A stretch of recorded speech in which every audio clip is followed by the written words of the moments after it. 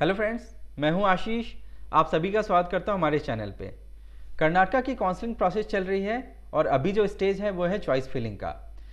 Choice filling के time पे आप अपनी प्रेफरेंस के हिसाब से चॉइसेस करते हैं। इस बात का ध्यान रखिएगा कि कॉलेज की प्रायोरिटी ऑर्डर आप इसी हिसाब से फिक्स करिए जैसे कि आपको कॉलेजेस अलॉट हो सकते हैं, बट इनमें आपको ये ध्यान रखना चाहिए कि कॉलेज की सीक्वेंसिंग ऐसी होनी चाहिए कि जहाँ पे आप टॉप पे हमेशा अच्छे कॉलेजेस को रखिए, उसके बाद में आप सीक्वेंस में डाउन द ऑर्डर आप कॉलेजेस को उसी के रेटिंग के बेसिस पे आप नीचे करते चले जाइए।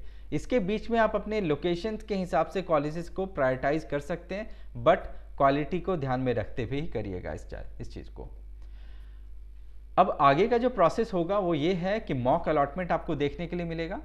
मॉक अलॉटमेंट में आपको ये पता चलेगा कि किस कॉलेज की क्या कट ऑफ जा रही है, यानी कि आप अपने चॉइस फिलिंग के सीक्वेंस को रीअरेंज कर सकते हैं, आप ऑप्शंस को अपने ऑर्डर के हिसाब से चेंज कर सकते हैं। तो ये एक बहुत अच्छा मैं बोलूँगा कि एक अपॉर्चुनिटी मिलता है लोगों को, जहाँ पे वो गलतियाँ कई बार कर देते हैं अपने चॉइस फिलिंग में। इससे उनको आइडिया मिलता है और वो चॉइस फिलिंग को रीअरेंज करके वो अच्छे तरीके से काउंसलिंग को फिर अटेंड करते हैं।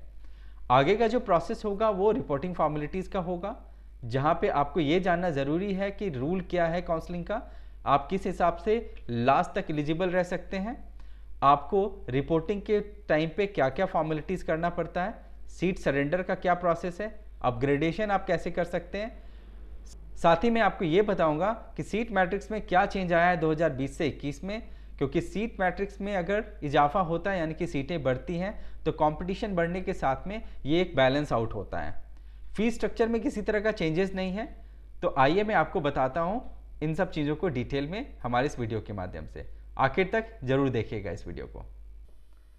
आइए अब स्टार्ट करते हैं कर्नाटका के नीट यूजी काउंसलिंग रूल के बारे में समझ करके। पहले आपको बता दूं कि फॉर्म फिलिंग का जो प्रोसेस है यह आपके राउंड 1 और मॉप अप राउंड दोनों में ओपन किया जाता है। तो आप में से जो भी बच्चे राउंड 1 में फॉर्म फिलिंग नहीं कर पाए हैं तो आपके लिए मॉप अप राउंड में भी फॉर्म फिलिंग को ओपन किया जाएगा, उस समय आप फॉर्म फिलिंग कर लीजिएगा। चॉइस फिलिंग राउंड 1 में अलाउ किया जाता है, यही चॉइस फिलिंग आपके राउंड 2 के लिए भी एप्लीकेबल होता है। मॉप अप राउंड चूंकि ऑफलाइन है तो वहाँ पे किसी तरह की चॉइस फिलिंग की जरूरत नहीं पड़ती है। राउंड 2 का रूल ये है कि आपके राउंड 1 में जो चॉइस फिलिंग आपने एंटर किया था इसे आप रीऑर्डर या रीअरेंज आप कर सकते हैं, डिलीट कर सकते हैं। अगर कोई नया कॉलेज इंक्लूड किया जाएगा राउंड 2 में तो उसे आप ऐड भी कर सकते हैं। सीट सरेंडर का जो प्रोसेस है वो ये है कि आप राउंड 1 में फ्री एग्जिट लेकर के आप आगे के राउंड के लिए भी जा सकते हैं, साथ ही में आप एग्जिट कर सकते हैं काउंसलिंग के प्रोसेस से। अब क्योंकि सिक्योरिटी डिपॉजिट यहाँ पे एप्लीकेबल नहीं है तो क्यों इसे फ्री एग्जिट कहा जाता है ये आप समझिए। मल्टीपल चॉइसेस हैं जो कि मैं आगे के स्लाइड में बताऊंगा, जिसको आपको एंटर करना होता है अलॉटमेंट के बाद में, जिसके बेसिस पे आपकी एलिजिबिलिटी आगे के राउंड के लिए बनती है। अगर आप राउंड 1 में फ्री एग्जिट लेके निकल जाते हैं इट्स वेल एंड गुड। अगर राउंड 2 में आप अलॉटमेंट के बाद में सीट छोड़ते हैं तो एज पर नोटिफिकेशन आपके ऊपर में लीगल एक्शन लिया जा सकता है। बट हमने काउंसलिंग के प्रोसेस को कई साल से ऑब्जर्व किया है, किसी तरह का लीगल एक्शन हमने आज तक नहीं देखा किसी भी बच्चों के ऊपर में होते हुए। तो आप इस बात से बिल्कुल भी स्ट्रेस मत लीजिएगा, आपके ऊपर में किसी तरह का एक्शन नहीं लिया जाएगा। मॉप अप के लिए एलिजिबिलिटी ये है कि अगर किसी भी बच्चे को राउंड 1 राउंड 2 में कोई सीट नहीं मिलती है तो वो मॉप अप के लिए एलिजिबल होते हैं। अगर राउंड 1 में किसी बच्चे को सीट मिलती है, वो फ्री एग्जिट लेता है, तो उस केस में वो मॉप अप के लिए एलिजिबल होगा। बट अगर राउंड 1 में सीट लेने के बाद में वो एडमिशन ले लेता है और ऐसे केस में वो अपग्रेडेशन के लिए जाता है, फिर इसकी एलिजिबिलिटी खत्म हो जाती है मॉप अप राउंड में। अदर स्टेट के बच्चों के लिए एलिजिबिलिटी कंडीशन ये है कि आपको कैटेगरी के हिसाब से, आपकी रिजर्वेशन के हिसाब से क्वालिफाइंग मार्क्स यहाँ पे एप्लीकेबल नहीं होगा। आपको जनरल कैटेगरी के हिसाब से जो 138 मार्क्स है वो आपकी एलिजिबिलिटी मार्क्स बनती है कर्नाटक में अटेंड करने के लिए काउंसलिंग। स्टे राउंड की एलिजिबिलिटी का कंडीशन ये है कि जिन बच्चों को राउंड 1 राउंड 2 या फिर मॉप अप राउंड में सीट नहीं मिली थी, ये बच्चे एलिजिबल होते हैं स्टे वैकेंसी राउंड के लिए। एलिजिबिलिटी सर्टिफिकेट आपको बनवाना होता है जब आप कॉलेज में रिपोर्ट कर जाते हैं, पहले आपको बनाने की ज़रूरत नहीं है। और इसको रिपोर्टिंग के बाद का जो प्रोसेस है वो बहुत ही सिंपल है। आपको Rajiv Gandhi university of health science में जाना है और बेसिक सा फॉर्मेलिटी करना है, जो कि उनको आपको पेमेंट करनी है ऑनलाइन। और पेमेंट करने के बाद में आप जा करके वहाँ पे डॉक्यूमेंट सबमिट करके आप अपने घर जा सकते हैं। इसको आपके घर पे कोरियर के माध्यम से भेज दिया जाएगा, जिसे आप कॉलेज में बाद में सबमिट कर सकते हैं। इस पे किसी तरह का कोई डेडलाइन नहीं है सबमिट करने का। अब ये सीट मैट्रिक्स है 2021 की। अब इसमें देखिए क्या बदलाव आया है। गवर्नमेंट में 2887 सीट्स थी 2020 में, ये बढ़ करके 3058 हो गई हैं, यानी कि 171 सीटों का यहाँ पे इजाफा हुआ है, इतनी सीटें बढ़ गई हैं। गवर्नमेंट में हैदराबाद कर्नाटक रीजन में 757 सीट्स थी 2020 में, ये बढ़ करके 782 हो गई हैं, 25 सीटें यहाँ पे बढ़ी हैं। स्पेशल कैटेगरी में 267 सीट्स अब हो गई हैं, यानी कि 11 सीटें यहाँ पे बढ़ी हैं। जीएमपी में ये सीट बढ़ करके 673 हो गया है, 31 सीट्स यहाँ पे बढ़ी हैं। ओपीएन कैटेगरी यानी कि जहाँ पे नॉन डोमिसाइल बच्चों को सीट मिलती है, यहाँ पे है 672 सीट्स, 29 सीट पिछले बैच से बढ़ गई हैं यहाँ पे। अदर कोटा में जहाँ पे एनआरआई फीस एप्लीकेबल होता है बट स्पॉन्सरशिप आपको नहीं देना पड़ता है, यहाँ पे 226 सीट्स हैं, यानी कि 30 सीटें यहाँ पे भी बढ़ी हैं। एनआरआई कैटेगरी में बहुत ज़्यादा सीट हैं, 663 सीट्स, पिछले साल से 22 सीटें यहाँ पे भी बढ़ी हैं। तो टोटल 6341 एमबीबीएस की सीट हैं इन अलग अलग कैटेगरीज यानी कि टाइप ऑफ सीट्स के ऊपर में, और 319 सीट आपकी बढ़ी हैं 2020 से 21 के कंपैरिजन में। जब सीटें बढ़ती हैं तो कहीं ना कहीं आपको इसका बेनिफिट भी मिलता है। अगर कंपटीशन बढ़ भी जाती हैं तो उस केस में ये उसे कंपनसेट करता है। अब ये कुछ इंपॉर्टेंट पॉइंट हैं जो कि स्टेप्स हैं जिसको आपको गलती से भी नहीं मिस करना चाहिए। आपको जब अलॉटमेंट मिल जाएगा उस केस में ये आपके लिए एप्लीकेबल है। जिनको अलॉटमेंट नहीं मिलेगा उनको इस यहाँ पे किसी तरह की कोई भी प्रोसेस या स्टेप को करने की ज़रूरत नहीं है। आपके कंडीशन में अलॉटमेंट मिलने के बाद में 4 ऑप्शंस आपको मिलेंगे।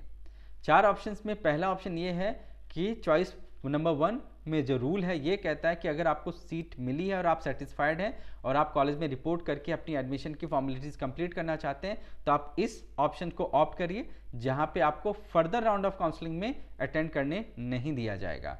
यानी कि एक बार आपने कॉलेज में रिपोर्ट कर दिया, आप एडमिशन ले चुके हैं और आप अपग्रेडेशन करने के लिए नहीं जा रहे हैं और इस चॉइस को आपने ऑप्ट किया है, तो आप राउंड 2 या फिर मॉप अप किसी भी राउंड में एलिजिबल नहीं होंगे। अगर आपने चॉइस 2 एक्सरसाइज किया तो इस केस में ये होता है कि आप सेटिस्फाइड हैं बट आप अपग्रेड करना चाह रहे हैं। इस केस में आप मॉप अप राउंड के लिए एलिजिबल नहीं होंगे, बट आप राउंड 2 में अपनी चॉइसेस को एक्सरसाइज कर सकते हैं, यानी कि रीअरेंजमेंट कर सकते हैं, ऐड नहीं कर सकते हैं। चॉइस 3 का रूल ये है कि आप सेटिस्फाइड नहीं हैं बट आप राउंड 2 में पार्टिसिपेट करना चाहते हैं विदाउट रिपोर्टिंग, यानी कि कोई सीट आप रिटेन नहीं करना चाहते हैं, आप डायरेक्टली राउंड 2 में जाना चाहते हैं। इस केस में आप आगे के राउंड के लिए एलिजिबल हैं। अगर राउंड 2 में आपको कोई सीट अलॉट नहीं होती है तो उस केस में आप मॉप अप के लिए भी जा सकते हैं। चॉइस 4 का रूल ये कहता है कि अगर आपको सेटिस्फैक्शन नहीं मिला है जो सीट आपको अलॉट हुई है और साथ ही में आपको किसी और स्टेट में भी सीट मिल गई है, तो ऐसे केस में आप फ्री एग्जिट ले सकते हैं और ले करके आप काउंसलिंग से बाहर हो जाएंगे। ऐसे केस में अगर आप ये चॉइस एक्सरसाइज करते हैं तो आप राउंड 2 या फिर मॉप अप राउंड के लिए एलिजिबल नहीं होंगे। अगर कोई भी बच्चा अलॉटमेंट के बाद में इनमें से कोई भी चॉइस एक्सरसाइज नहीं करता है तो सारे प्रोसेस यानी कि रिपोर्टिंग करने के बावजूद भी उनकी सीट कैंसिल हो जाएगी, इस कंडीशन में जब वो चॉइसेस को एक्सरसाइज नहीं करेंगे। तो इसे ध्यान से जरूर करिएगा। ये रिपोर्टिंग की प्रोसेस है जो कि आपको अलॉटमेंट के बाद करनी है। सबसे पहला प्रोसेस ये है कि आप डाउनलोड करेंगे अपने अलॉटमेंट लेटर को। पेमेंट आप ऑनलाइन भी कर सकते हैं यानी कि आरटीजीएस के द्वारा, साथ में आप डीडी ले करके भी आप केईए रिपोर्टिंग कर सकते हैं।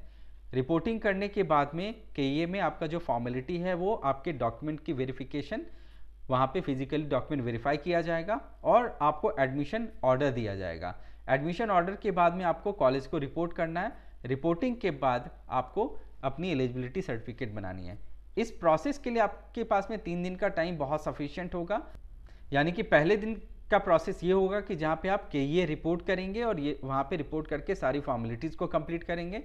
डे 2 में आप अगर बैंगलोर के अंदर कॉलेज हैं तो वहाँ पे आप डे 2 में दोनों फॉर्मेलिटी यानी कि कॉलेज रिपोर्टिंग साथ में आप एलिजिबिलिटी सर्टिफिकेट भी अप्लाई कर सकते हैं। अगर कॉलेज बैंगलोर से बाहर है तो वैसे केस में आप सेकेंड डे कॉलेज में रिपोर्ट करेंगे और थर्ड डे आकर के आप अपनी एलिजिबिलिटी सर्टिफिकेट बना सकते हैं। इसके बाद आपका प्रोसेस कंप्लीट हो जाता है। फीस स्ट्रक्चर में किसी तरह का कोई भी डिफरेंस नहीं है। आप देख सकते हैं 2020 और 21 में fees structure as it is है, यानी कि गवर्नमेंट की में अगर आपको सीट मिल रही है तो इस केस में 59,850 पर एनम फीस स्ट्रक्चर होगा आपका। एडेड सीट है प्राइवेट मेडिकल कॉलेज में यहाँ पे आपको पढ़ाई करने के लिए 1,41,196 पर एनम फीस देना होगा और ये फीस और ये सीट एप्लीकेबल है जहाँ पे कर्नाटक के डोमिसाइल बच्चे होते हैं, उनकी एलिजिबिलिटी कंडीशन जहाँ पे मैच होती है उनको ये सीट ऑफर की जाती है। जीएमपी कोटा यानी कि जनरल मेरिट प्राइवेट, ये वो सीटें हैं जहाँ पे डोमिसाइल बच्चों को रिजर्वेशन मिलती है और यहाँ पे 9,94,406 का पर एनम फीस स्ट्रक्चर होता है। ओपीएन कैटेगरी की सीट वो होती हैं जहाँ पे अदर स्टेट के बच्चे पार्टिसिपेट करते हैं और उनको 9,94,406 पर एनम फीस देना होगा। अदर कोटा और एनआरआई कोटा में फीस स्ट्रक्चर बिल्कुल सेम है, बस डिफरेंस ये है कि आपको अदर कोटा में किसी तरह का एनआरआई स्पॉन्सरशिप नहीं देना होगा और एनआरआई कैटेगरी के लिए आपको अपनी एनआरआई एलिजिबिलिटी शो करनी होगी। दोनों की कंडीशन में 30,12,450 से 60,12,450 का फीस स्ट्रक्चर रखा गया है। कॉलेज टू कॉलेज ये वेरी करेगा। अब ये कुछ और मेडिकल कॉलेजेस हैं जिनकी फीस स्ट्रक्चर पिछले शीट के हिसाब से नहीं है, यानी कि इनका फीस स्ट्रक्चर कांस्टेंट नहीं है। आपको अलग अलग फीस स्ट्रक्चर अलग अलग कॉलेजेस में नजर आएंगे। जैसे कि सेंट जॉन्स मेडिकल कॉलेज में 6,86,380 पर एनम का फीस स्ट्रक्चर है। केबीएन गुलबर्गा में 16,30,465 पर एनम, आदि चुनचुनगिरी में 18,15,500, एसडीएम धारवाड़ में 17,45,200 और जो नया मेडिकल कॉलेज पिछले साल खुला था दयानंद सागर, इसमें 20,15,500।